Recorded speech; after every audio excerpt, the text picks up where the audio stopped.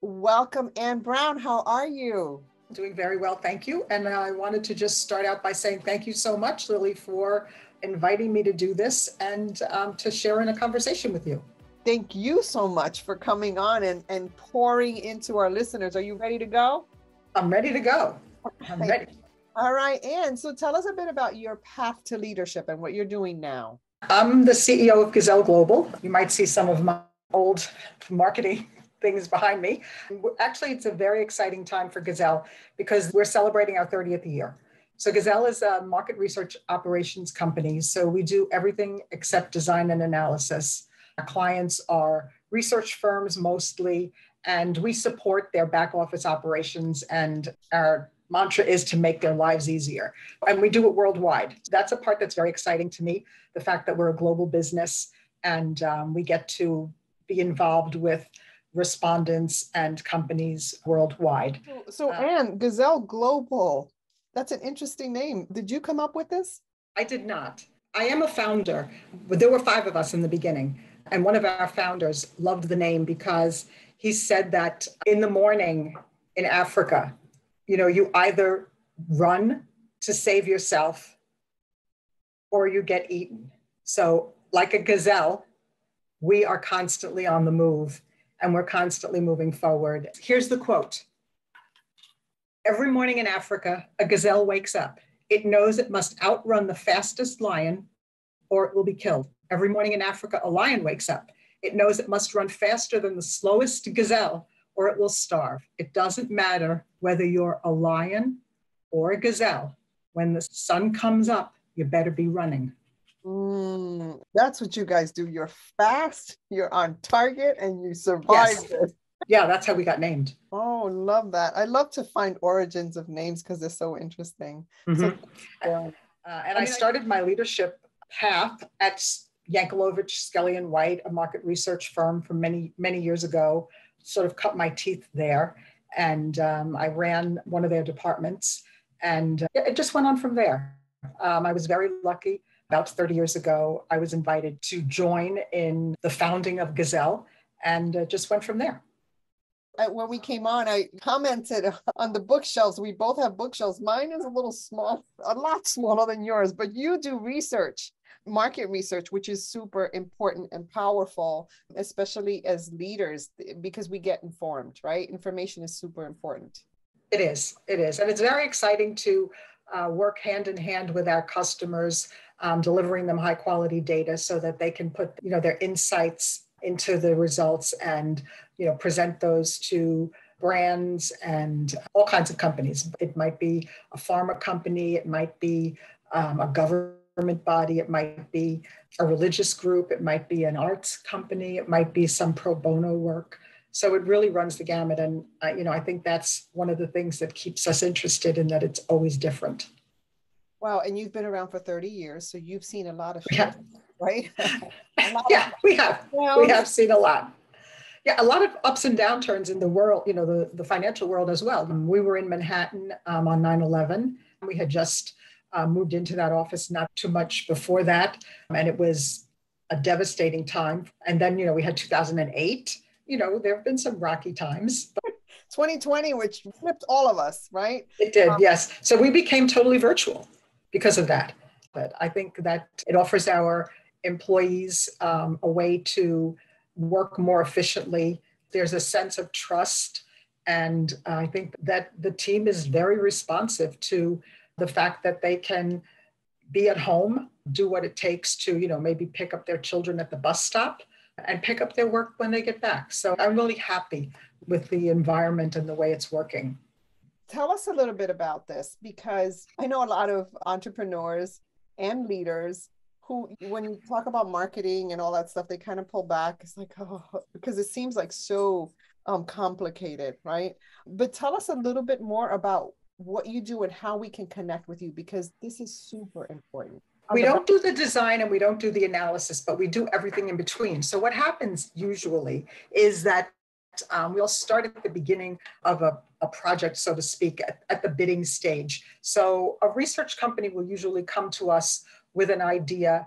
A brand perhaps reached out to them, or a pharma company reached out to them, and they want to do some work They want to get some information regarding a new drug or a disease or caregivers. And they'll reach out to a research firm who'll then put together an idea of how they can respond to that request. And then they'll send it to us and they'll ask us to come up with a plan of how we'll interview people, the types of people we'll interview, and we go from there. Great. And so how can people find more information on you? Oh, our website, GazelleGlobal.com.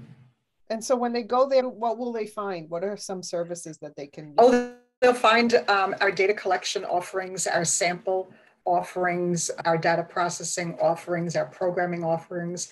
Because we're global, we translate into about 100 languages and we code into about 20.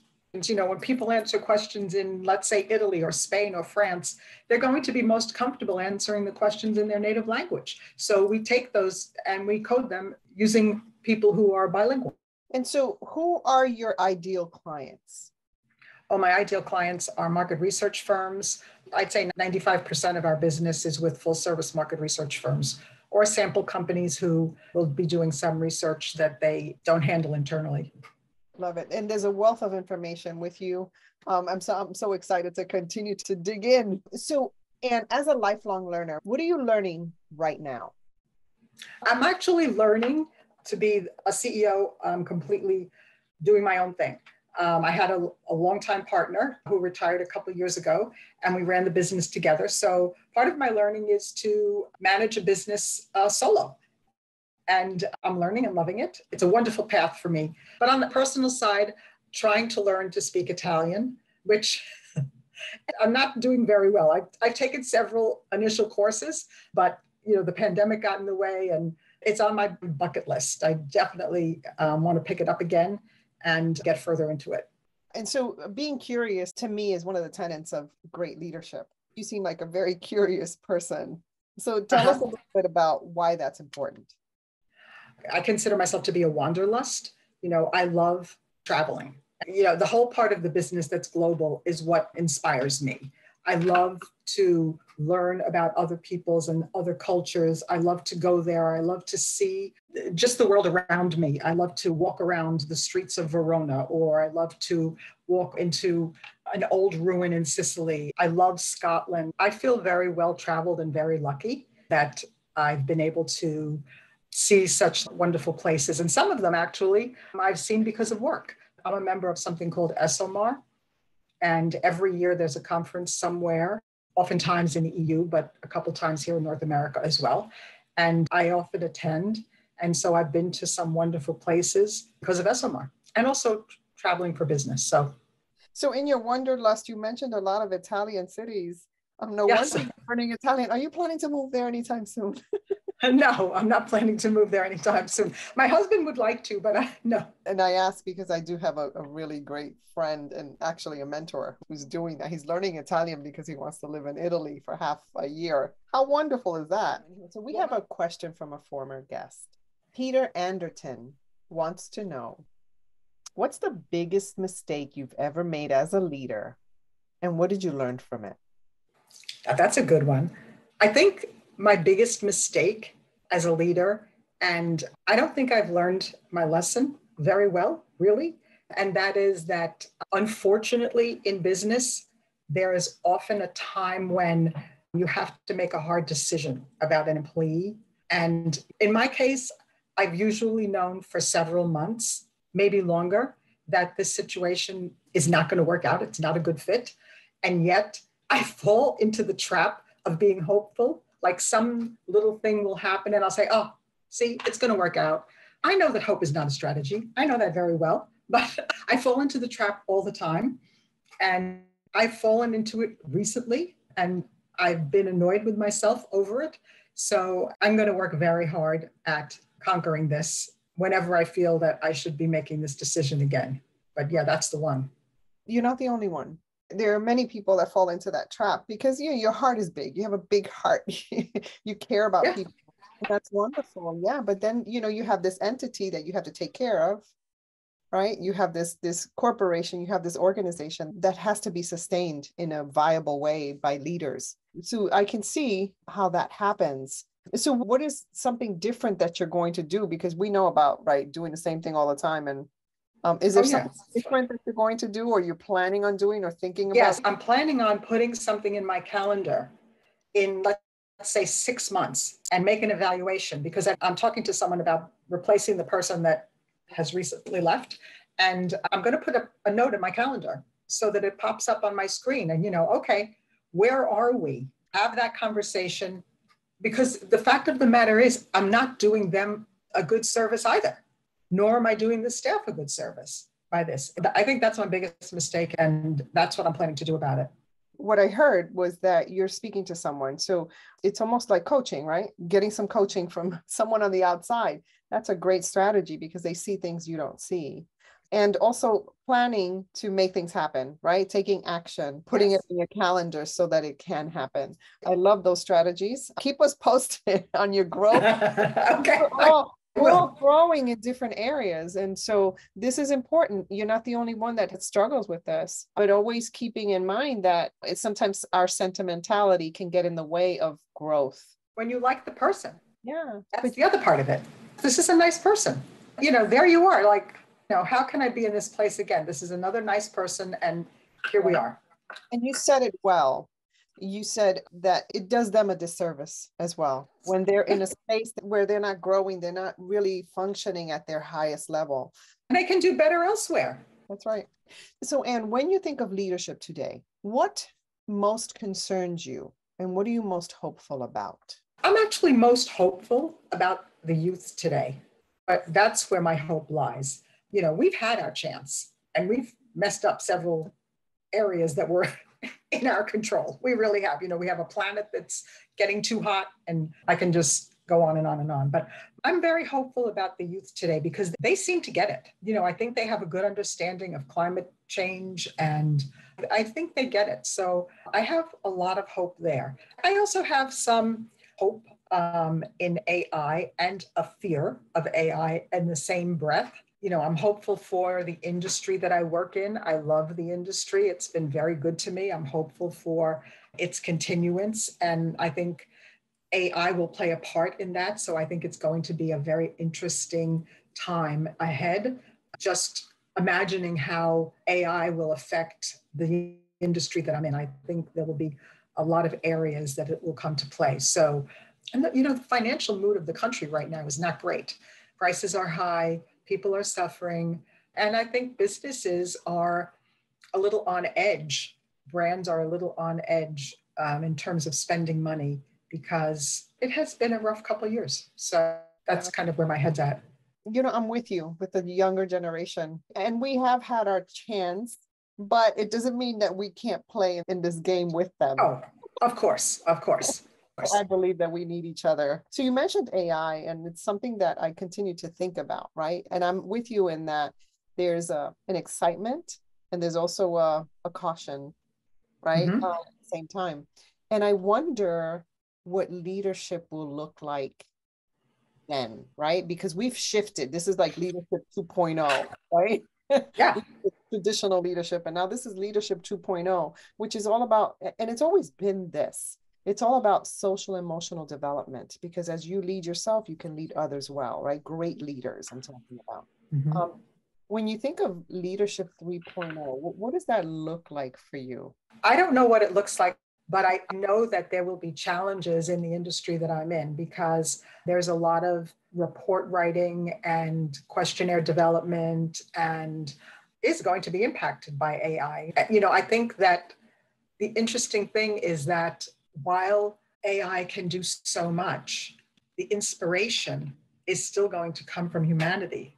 How that all happens and how it all gets mixed together, I think is going to be very interesting in the next iteration of leadership. I think it's going to be crazy for certain institutions like Harvard or any college. How are they going to manage this when someone, can just ask to have a paper written and 10 minutes later, there's the draft. And then maybe you do a little bit of cleaning up and there's your paper. How is our world going to embrace this? I wonder, plagiarism has been a thing, but now is it? And what does that look like? How do we shift that? What do we do when someone presents this?